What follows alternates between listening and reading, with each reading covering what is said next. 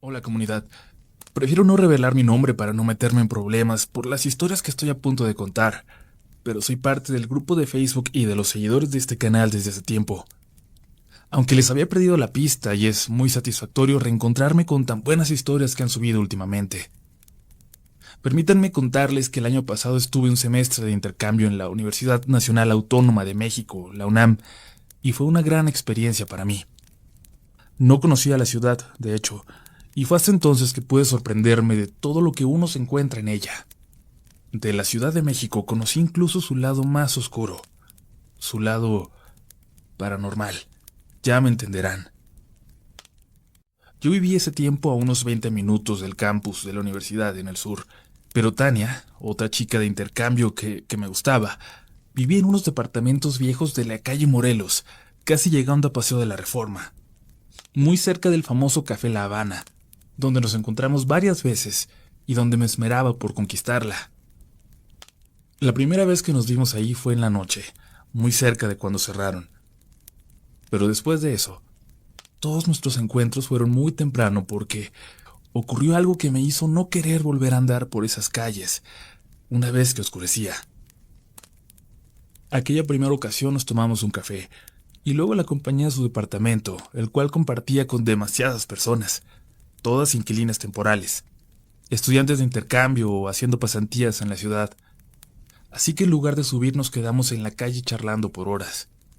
Una calle, al menos esa noche, demasiado tranquila como para estar tan cerca de Reforma. Se hacía tarde y me dijo que tenía que irme. Corría el riesgo de perderme el último viaje del metro, así que le hice caso y me despedí. Ya me había dicho que vivía muy cerca de una estación, así que lo único importante sería encontrar el metro más cercano de donde estaba. Me dijo cómo llegar, pero la verdad, me distraje por lo linda que se veía. Se metió, y yo comencé a caminar con una gran sonrisa en la boca, emocionado, y entonces saqué mi teléfono para ahora sí, buscar aquella estación. Pero apenas entonces, me di cuenta de que mi maldito celular se había apagado desde hacía quién sabe cuánto. Apenas traía 70 pesos en la bolsa. Realmente estaba en problemas y no encontraba esa estación pronto, y me empezaba a preocupar. Quien haya pasado por esas calles sabe que no son las más agradables, sobre todo después de ciertas horas.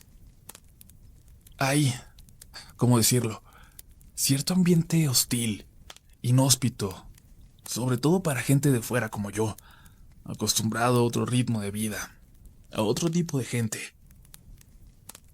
Y sin ubicarme realmente, siguiendo un camino que según yo veía como obvio, di algunas vueltas y llegué a una calle bastante solitaria, fea.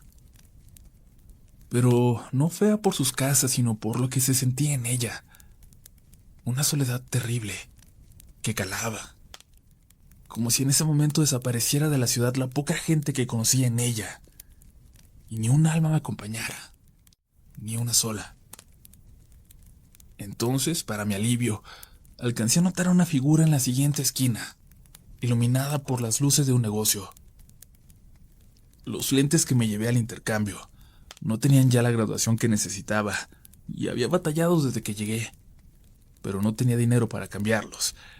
Y en ese momento, ese detalle, me empezó a jugar una mala pasada. Y es que no veía la figura completamente nítida, y no alcanzaba a ver si era una persona, o un árbol, o un anuncio, o algo en esa esquina que me daba la impresión de tener una figura humanoide. Igual, di unos pasos más para acercarme y comprobar qué diablos era. Habría estado a unos 40 metros cuando noté que sí. Parecía ser una persona, pero estaba demasiada quieta. Por un momento me pregunté si era una estatua, pero no tendría sentido que estuviera colocada ahí. Parecía serlo, pero si no, definitivamente no era una persona a la que me dieran ganas de acercarme a preguntar direcciones. ¿Qué haría alguien quieto como una estatua, mirando hacia donde yo estaba, congelado ahí en esa calle oscura, a esa hora? Me di media vuelta y comencé casi a trotar. Tenía cada vez menos tiempo para encontrar la estación del metro y me empezaba a desesperar de verdad. No tenía ideas de si estaba cerca de una o si Ya había perdido mi oportunidad de alcanzarla. Cuando trotaba, creía escuchar mis pasos dobles, como si el eco de ellos rebotara en el otro extremo de la calle, o como si alguien corriera detrás de mí a unos 50 metros. Me paré en seco, y los pasos también, el eco. Me había convencido de que era esto y no alguien más que me estuviera siguiendo para asaltarme. Volteé y la calle parecía todavía más oscura y solitaria que hasta hace unos minutos. Pero entonces, creí ver, quizás en la oscuridad, aquella extraña figura estaba más cerca. Seguí caminando y llegué de nuevo a la calle donde estaba el Café La Habana. Por fin la había encontrado, y un señor que caminaba apurado me dio unas instrucciones sin siquiera frenarse, que siguiera por tal calle hasta dar con otra avenida, y ahí encontraría a la vuelta a la estación. Sería la Juárez, si no mal recuerdo, y sin saber siquiera si me mentía o no, tuve que hacer caso de su indicación, a pesar de que entonces llegué a una calle horrible, con decenas de chicos, de verdad, decenas de chicos que parecían muertos vivientes, seguramente por las drogas. Fue una escena triste y la verdad aterradora a la vez. Pero los chicos apenas si me pusieron algo de atención. Ni siquiera lo suficiente como para levantarse, pero entonces algo pasó. Unos pasos corrieron fuerte por toda la calle.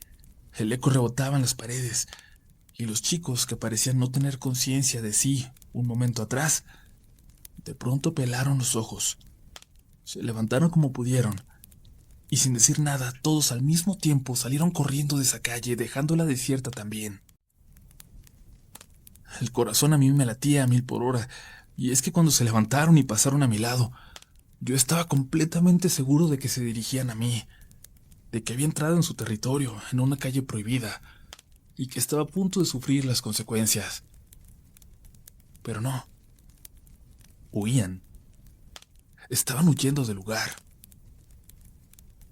Pero no había policías, ni el más mínimo sonido alrededor. ¿De qué diablos escaparon? ¿O era yo quien los había asustado? ¿Era seguro seguir caminando? Había perdido ya el metro y tendría que buscar un taxi para que me llevara hasta donde me alcanzaran los pocos pesos que me quedaban. En unos instantes me hice todas esas preguntas en la cabeza, y en medio de ellas lo vi, en la esquina, de nuevo. Esa figura, quieta, inmóvil, espectral. Justo, parado por donde yo tenía que pasar. Me crucé la calle y seguí caminando, pensando, ¿era eso lo que había asustado a los chicos?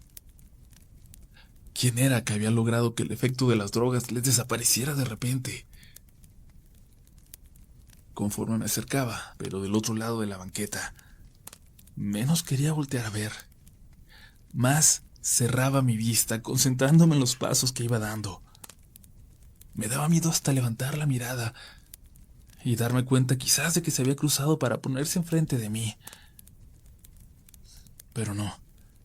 Gracias a Dios no lo hizo. Se quedó del otro lado de la acera y al llegar a la esquina, algo me hizo ver, algo me hizo voltear. Les juro que eso era un maniquí. Un maniquí de otra época, como si se hubiera salido de una tienda de trajes antiguos.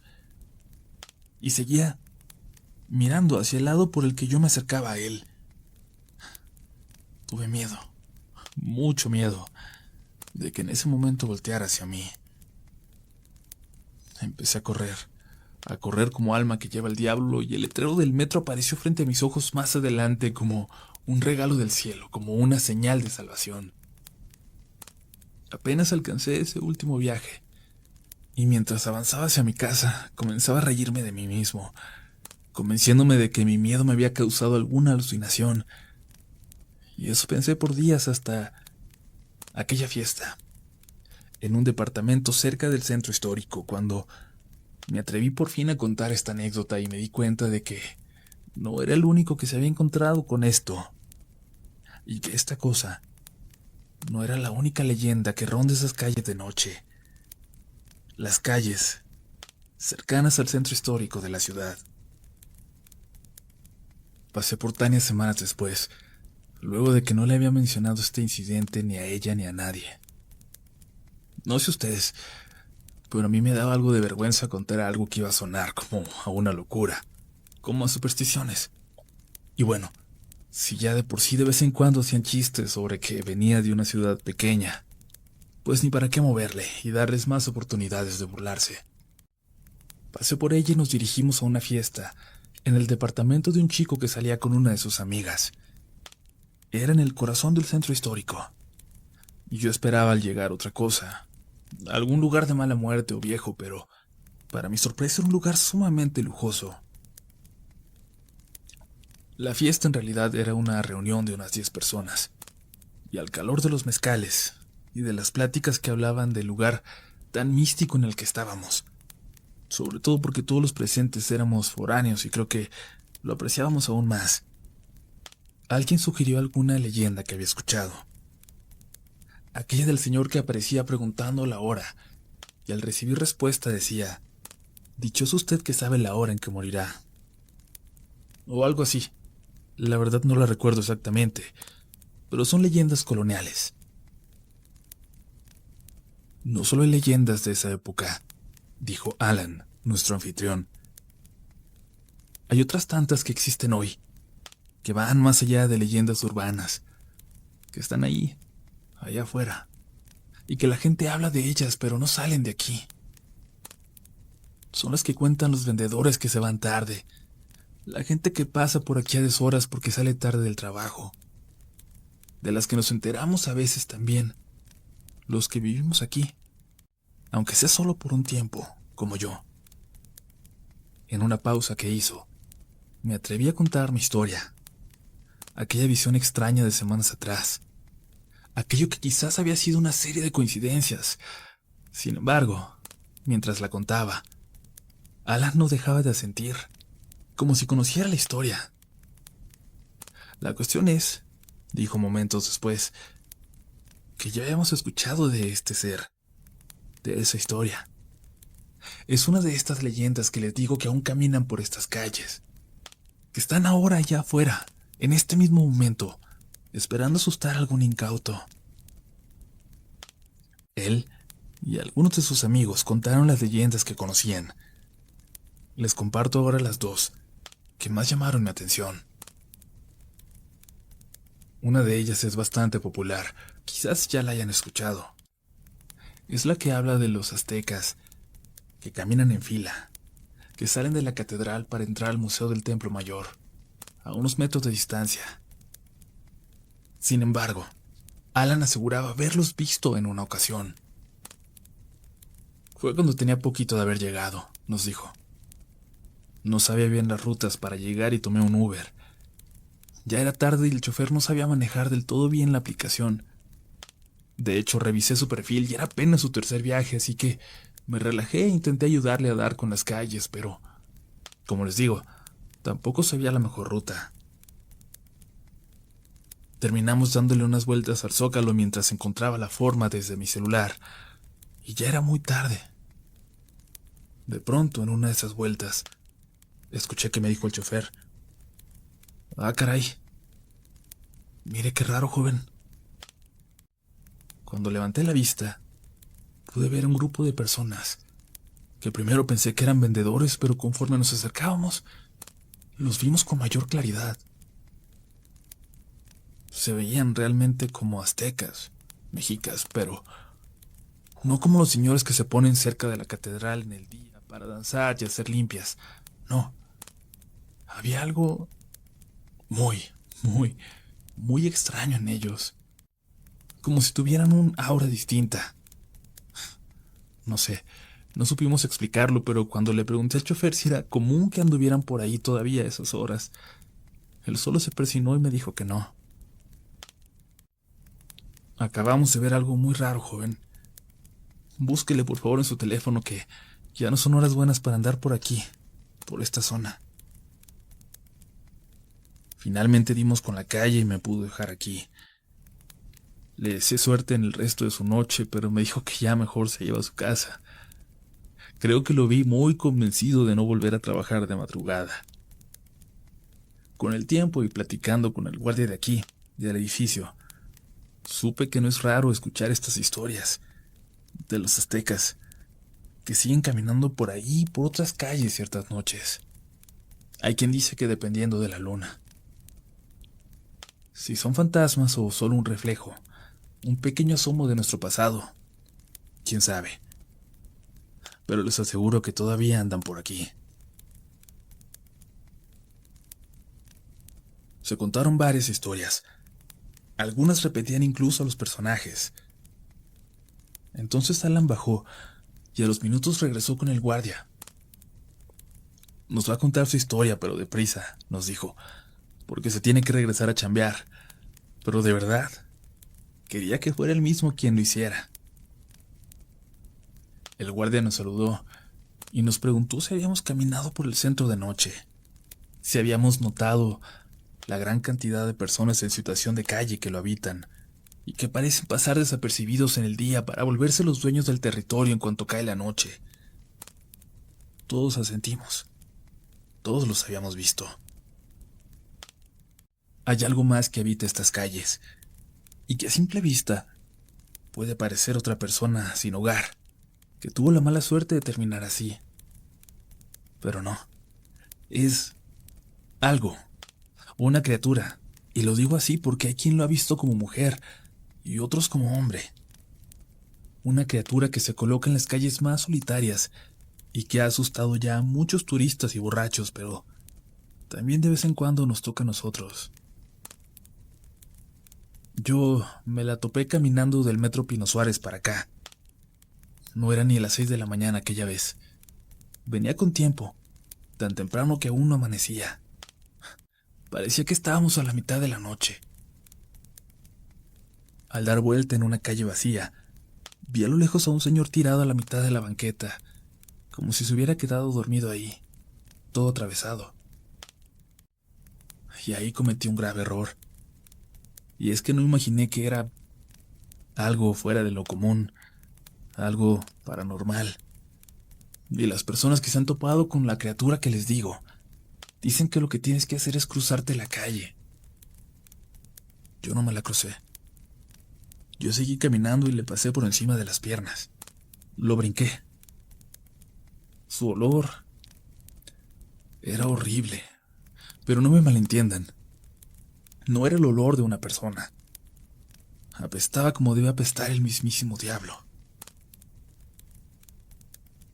Cuando le pasé por encima, me empezó a gritar, pero de una forma muy extraña, como si me gritara y ladrara al mismo tiempo, como si los dos sonidos salieran de su boca y se fundieran en un ruido infernal que no se parece a nada que hubiera escuchado antes. Y el sonido me asustó y volteé. Empecé a caminar de espaldas, viéndolo, esperando que se callara, pero así, acostado como estaba. De una forma extraña se voltó hacia mí, y de la nada, sin verle ni cómo cambió de forma, salió corriendo hacia donde yo estaba, pero en 4 patas. Y no como se lo pueden imaginar, como un hombre en 4 patas, ayudándose con las piernas. No. Corría de verdad como si fuera un animal, una bestia que así había corrido toda su vida. El indigente que corre en 4 patas. Claro, yo también he oído de él, dijo una de las chicas que estaban ahí, interrumpiendo el relato del guardia. Pero no, señorita. No es un indigente, de verdad. No solo me persiguió por un tramo. Sentí como me mordisqueaba las piernas, como si jugara conmigo, como si no le costara nada de trabajo alcanzarme, como si fuera un animal, pues. Pero cuando vi una patrulla a lo lejos, grité, y sentí cómo se detenía detrás de mí, cómo se frenaba. Y les juro que cuando volteé de reojo, Lo vi subir corriendo, así en 4 patas, por una pared. Subió corriendo la pared hasta perderse en los techos. La patrulla se acercó para ayudarme y les dije que me iban persiguiendo para asaltarme. No podía decirles lo que me acababa de pasar. Y cuando me preguntaron cómo era la persona, no quise describirlo como alguien de la calle. Imagínense si luego le tocaba el levantón a algún pobre inocente. Y ya luego supe que muchos lo han visto, que varios han tenido la mala suerte de que los corretee, y que el olor lo delata muchas veces. Cuando tengan la mala suerte de topárselo, crúcense la calle y no lo volteen a ver, o los va a seguir. Y si lo huelen a distancia, antes de dar vuelta en una esquina, piénsenla 2 veces. Más vale regresarse y rodear. No he sabido qué les pasa a los que no tienen la suerte de escaparse. Poco antes de entrar a la secundaria tuve una muy buena noticia. Se comenzaría a construir una escuela en mi colonia, en las afueras de la ciudad, y no tendría que entrar a una de las que estaban ya en la zona más urbanizada, la más cercana de las cuales me quedaba a 2 transportes públicos y 45 minutos de distancia. La mejor noticia de todas es que Isabel, Juliana y Margarita, mis mejores amigas, entrarían también conmigo a esta nueva secundaria. La familia de Isabel no estaba bien económicamente, la verdad. Ella nos confesó que de no haber abierto esta escuela tan cerca de nosotros, no habría podido entrar a estudiar ese año. La familia de Juliana, por el contrario, era bastante solvente, demasiado quizás para vivir en esa colonia, y se habían planteado que entrara en una escuela privada, si de todas formas ya implicaba un viaje diario a la ciudad. Pero la escuela abrió esta secundaria de nueva creación y seguimos juntas. Ojalá que nunca hubiera pasado. Teníamos unos meses en ese primer año de secundaria cuando Isabel comenzó a portarse un poco rara con nosotras. Se iba temprano, desaparecía por momentos, nos dejaba plantadas cuando quedábamos de acuerdo para hacer tareas e inventaba excusas para dejar de salir con nosotros a pesar de que entre todas le ayudábamos cuando, por ejemplo, se trataba de ir a un lugar donde íbamos a gastar. Lo más extraño de todo es que había, o parecía haber, alguien que quizás la estaba cambiando. Un chico, supusimos primero, y según nosotras lo confirmamos, pues cuando estábamos en recesos, a lo lejos, podíamos ver la figura de un muchacho, de un hombre más bien, observándonos. Isabel, de hecho, exageraba en su intención de no prestarle atención e incluso desviaba el tema cuando mencionábamos lo bizarro que era lo que hacía ese sujeto.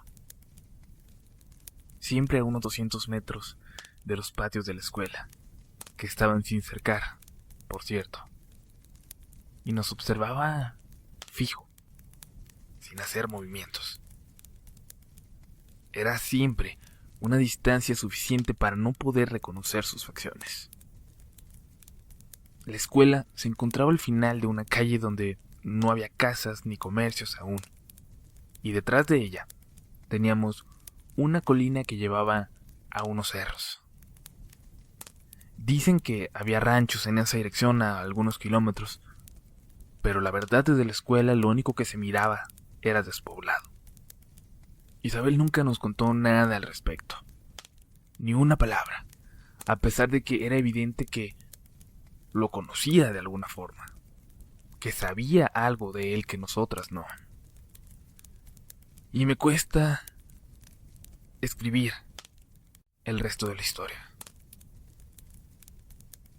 En diciembre, Isabel desapareció. Nos despedimos al salir de la escuela como si nada y ella nunca llegó a su casa. En los días siguientes, Margarita, Juliana y yo nos hicimos miles de teorías en la cabeza Ninguna, sin embargo, nos convencía del todo. Isabel no pensaba más que en ayudar a su familia de una forma u otra. No los habría abandonado por ningún motivo. Y ninguna de nosotros quiso mencionar al hombre que veíamos observarnos. 5 días después, encontraron el cuerpo de Isabel a unos 400 metros de la escuela, en el fondo de un barranco detrás de la colina. La mataron aplastando su cabeza con una piedra. Contrario a lo que se especuló al principio y que incluso se publicó en los noticieros en aquel momento, no había sido abusada sexualmente. Alguien la mató ahí, sin ninguna razón aparente, sin alguna motivación. A pesar de que ya para ese momento estábamos de vacaciones, se hizo un acto en la escuela al que acudimos todos. También hicimos una recolección de dinero para ayudar a su familia. Cuando lo llevamos, recuerdo bien a su madre. Nos platicó de los sueños que Isabel había tenido desde hace meses.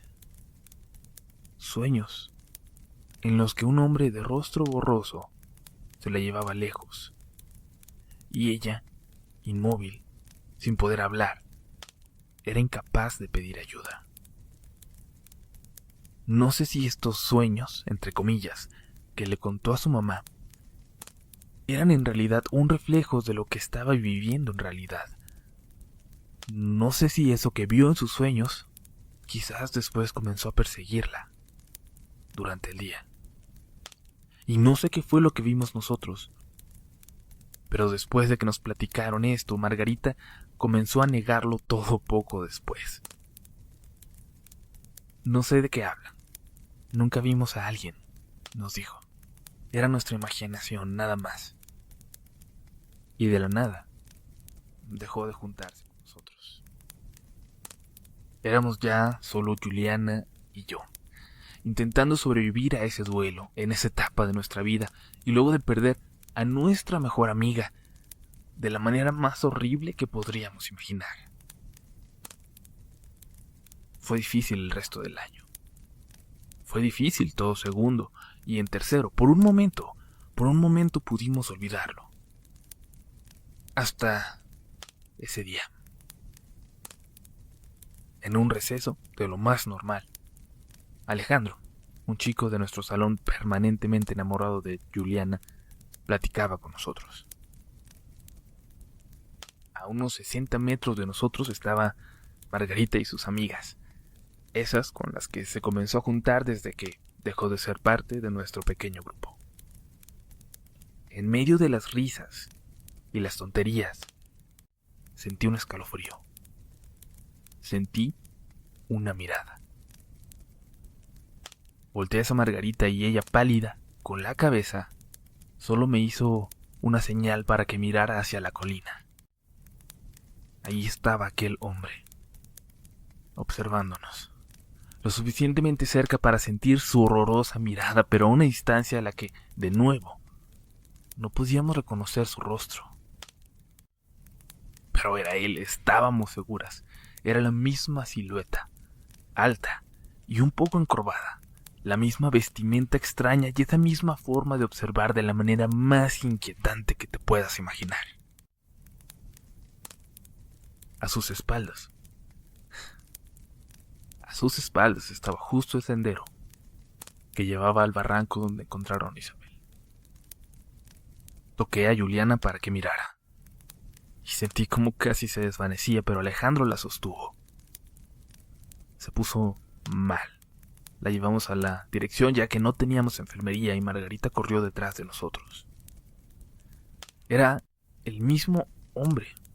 No teníamos dudas, y a pesar de que no teníamos certeza de quién era, o de si en realidad había tenido algo que ver con lo que le pasó a Isabel, había algo en esa visión que nos aterraba casi hasta paralizarnos.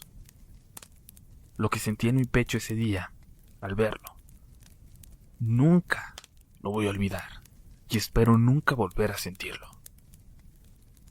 Al día siguiente, estaba ahí, ahí de nuevo, pero no había forma de acusarlo, de explicar que de alguna manera sabíamos que tenía algo que ver con lo que le había pasado a nuestra amiga. Al tercer día, de nuevo, por un momento regresó. Juliana llamó a su mamá para que fuera por ella y nunca regresó a la escuela. A pesar de que estábamos a mitad del ciclo escolar, se cambió a una escuela privada en la ciudad y de hecho no volvió a hablarnos. Al quedarme sola terminé por integrarme al grupo de Margarita, pero ante lo que vivíamos, ante eso que nos asustaba solo a nosotras dos, casi todos los recesos, terminamos por apartarnos y juntarnos ya solo las dos. Los últimos meses dejamos de salir al patio durante el receso ante el miedo de verlo de nuevo ahí. De hecho, cuando entré a la prepa, prefería tomar un camino largo que me hacía perder 20 minutos antes que pasar por esa calle, frente a la secundaria, por el miedo a ver a ese hombre de rostro borroso a lo lejos.